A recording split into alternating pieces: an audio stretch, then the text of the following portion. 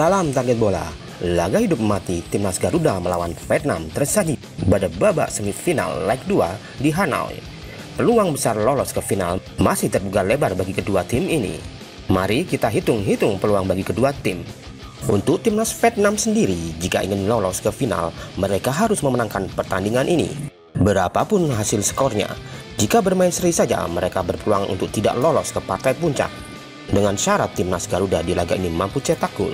Berbeda jika kembali bermain imbang dengan skor 0-0, laga ini akan dilanjutkan dengan extra time atau sampai adu penalti.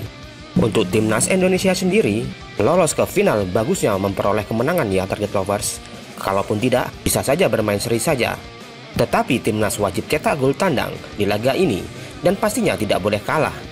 Jika hal ini bisa terjadi, timnas Indonesia yang berhak lolos ke babak final walau hanya bermain seri saja dengan skor 1-1, 2-1 atau lebih. Dan jika laga berakhir seri 0-0 akan dilanjutkan dengan extra time atau sampai adu penalti.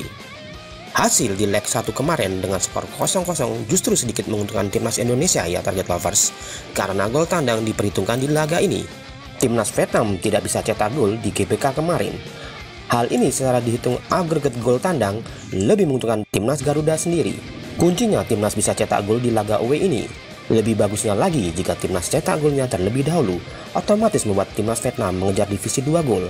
Hal ini akan lebih menambah tekanan bagi timnas Vietnam.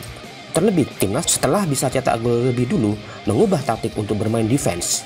Timnas Vietnam akan lebih sulit mencetak 2 gol ke gawang timnas. Hal ini sudah terbukti di Piala AFF 2022 tahun lalu. Timnas mampu bertahan baik dan berakhir seri dengan skor 0-0 di laga itu. Ditambah lagi leg 1 kemarin, timnas bermain tidak agresif, lebih memperkuat lapangan tengah dan disiplin di area belakang timnas Garuda. Hasilnya juga Vietnam tidak bisa berbuat banyak di laga ini. Skor kembali imbang 0-0. Untuk strategi timnas Indonesia sendiri di laga leg kedua ini sebaiknya di awal-awal pertandingan babak pertama bermain normal saja dan bijaknya menurunkan pemain-pemain yang bernaluri menyerang, tidak sama dengan line up pemain timnas di leg 1 kemarin. Pemain yang dipilih lebih ke defensif dengan menurunkan pemain ofensif di awal babak pertama seperti Witan, Egy ataupun Sadil Ramdhani. Diharapkan timnas mampu mencetak gol terlebih dahulu. Jika skenario ini bisa dijalankan pelatih Sintayong, baru setelah itu bisa saja para pemain ofensif ini digantikan oleh pemain defensif dan bermain seperti bermain di leg 1 kemarin, fokus dalam pertahanan dengan hanya mengandalkan umpan long ball saja atau strategi parkir bus seperti di ajang AFF 2020 tahun lalu. Pertahanan timnas sulit dijebol oleh timnas Vietnam, karena untuk mengejar divisi 2 gol bagi timnas Vietnam tidak akan mudah.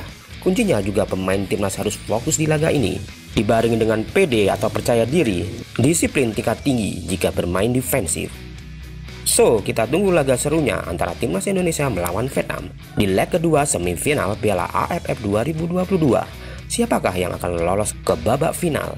Bagaimana pendapat kalian? Ketik di kolom komentar ya. Oke, pecinta bola, fanatik bola, dan penggila bola se-Indonesia, mohon dukung kami dengan subscribe channel Target Bola. Satu dukungan kalian sangat berarti buat kami. Terima kasih.